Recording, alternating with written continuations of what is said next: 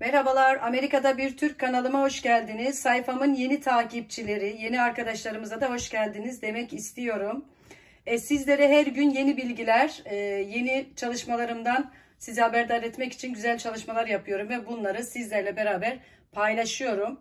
Bu videomuzun içeriğinde arkadaşlar şundan bahsedeceğiz. Menekşelerimizi en hızlı şekilde nasıl köklendirebilir? Nasıl daha hızlı bir şekilde menekşe sahibi olabiliriz? Bu konuda bilgi vereceğim. Çok farklı bilgiler vereceğim. Lütfen videomuzu sonuna kadar izleyelim arkadaşlar. Bakın şu şekilde yavru menekşelerimizin ne kadar güzel açtığını görüyorsunuz. Bunları bu hızlı bir şekilde açması, hızlı bir şekilde büyümesi için neler yapıyoruz? Köklendirdikten sonra saksıya alırken yaptığımız bazı hatalar var. Gelen mesajlardan ben bunları anlıyorum arkadaşlar. Bakın köklendirdiğimiz bir yaprağı şu şekilde saksıya aldık. Küçücük minicik bir saksıya aldık. Bu daha sonra yaprak verecektir. Yaprak yavrular şu şekilde yavru verdikten sonra ve en az bu kadar büyüdükten sonra bu şekilde saksıya alıyoruz. Hemen yavru verir vermez. Bakın şuradakini de yeni bir saksıya aldım. Bakın küçücük. Çok güçlü değil ama bakın bir sürü yaprakları var, yavruları var. Bu şekilde saksılara alıyoruz. Eğer biz hemen yavru verdikten sonra direkt saksıya alırsak köklerinin güçlü olmadığı için muhakkak çürüme yapacaktır ve çürüyecektir arkadaşlar. Bunun için de ne yapıyoruz? Yapraklarımızı köklendirdikten sonra, yavru verdikten sonra bir süre büyümesini bekleyeceğiz. Biraz büyüdükten sonra bu şekilde iyice güçlendikten sonra saksıya alacağız ki daha fazla yaprakları olsun. Daha hızlı bir şekilde, güçlü bir şekilde büyüsün. Bunun için de nasıl bir çalışmalar yapıyoruz? Bakın şuradaki yeni yetiştirdiğimiz yapraklarımızdan bakın bol bol yaprak veriyor. Bu da yeni köklendirdiğimiz yavrulardan bir tanesiydi arkadaşlar. Bunları bu şekilde büyütüyoruz. Bugünkü videomda farklı bir köklendirme yöntemi, çok hızlı bir şekilde menekşe yapraklarını nasıl köklendirebiliriz? Bu konuyla alakalı yaptığım çok güzel bir çalışmayı şimdi sizlerle paylaşacağım. Özellikle ben çoğaltım yaparken şu özel türlerden çok fazla sayıda çoğaltım yapıyorum. Çünkü bunlar fazla sınırlı sayıda bulunuyor. Burada ben bütün çeşitleri bulabiliyorum arkadaşlar ama ben kendim üretip kendim büyüttüğüm zaman çok daha hoşuma gidiyor. Herhangi bir arkadaşıma gittiğimde de değişik bir menekşe görüyorsam mutlaka ondan bir yaprak alıyorum. Bugünkü videomuzun içeriği arkadaşlar kömür tozuyla en hızlı bir şekilde menekşe nasıl köklendirilir, nasıl çoğaltılır? Bu konuyu sizlerle şimdi paylaşacağım. Bakın arkadaşlar şu menekşelerin herhangi birinden bir yaprakla beraber bir yaprak koparttığınızda çok ömür boyu menekşe sahibi olabiliyorsunuz. Bir tane yaprağı şu şekilde kopartıyoruz arkadaşlar. Kopartıyorsunuz. Köklendirdikten sonra saksıya alıyoruz. Saksıya aldıktan sonra böyle yine bir sürü yaprak veriyor. Belirli bir süre büyüdükten sonra onun yaprağını da kopartıp tekrar üretim yapabiliyorsunuz. Yani bir saksıdan bir sürü menekşeye sahip olabiliyorsunuz. Bu da ne demektir? Bir yapraktan ömür boyu menekşe sahibi olabilirsiniz. Bunları yaparken de çok hızlı bir şekilde köklenmesini nasıl sağlayabiliriz? Önemli olan bu konuda çalışmalar yapmak.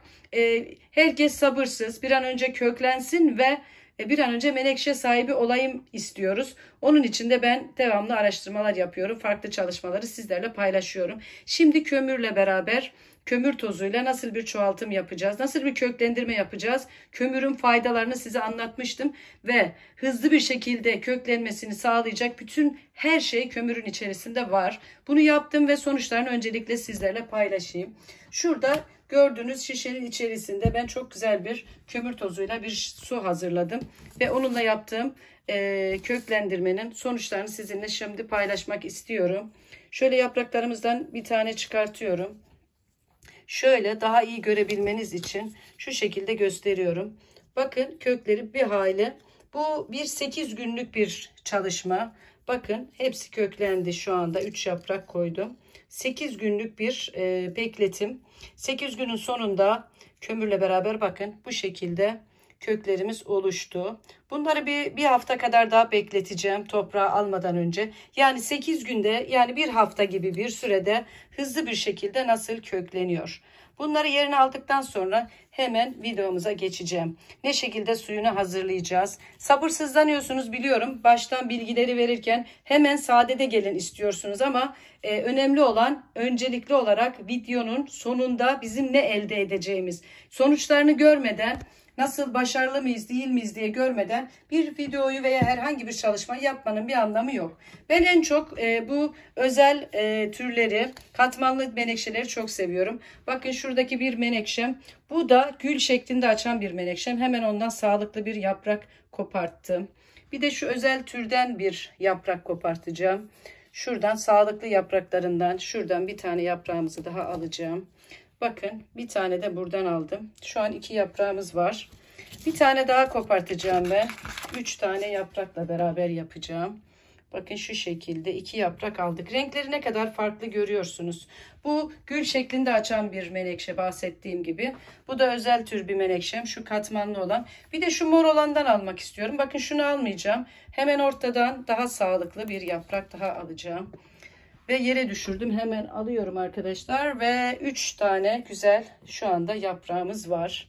Ve bunları hemen hazırlamaya başlayalım.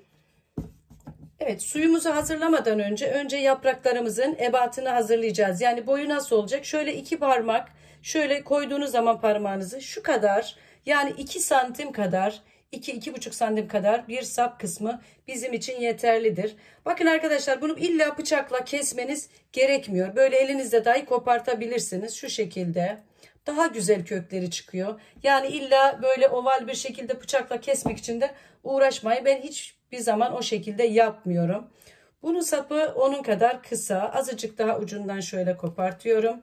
Üçünü de aynı ayarda yapacağım. Şu şekilde 3. yaprağımızı da alıyoruz. Bakın üçünü de hazırladım. Şimdi suyumuzu ne yapıyoruz? Yapraklarımızı kenara koydum.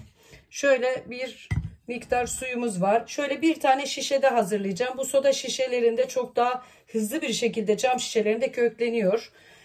Şöyle yarım litre suyumuzun içerisine 1 çay kaşığı şöyle kömür tozunu iyice ezdikten sonra kömür tozunu şöyle alıyoruz. Tam toz haline gelecek ve toz haline geldikten sonra bundan 1 çay kaşığı şöyle suyumuzun içerisine karıştıracağız. İyice karıştıracağız bunu arkadaşlar şu şekilde.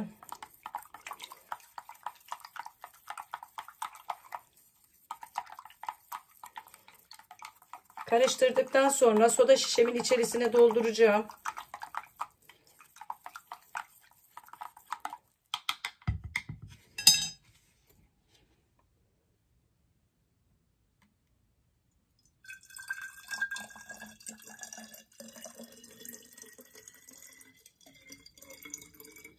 Bu yöntemle inanın eviniz menekşe bahçesi olabilir. Kesinlikle ve kesinlikle kömür tozuyla siz de menekşe çoğaltabilirsiniz.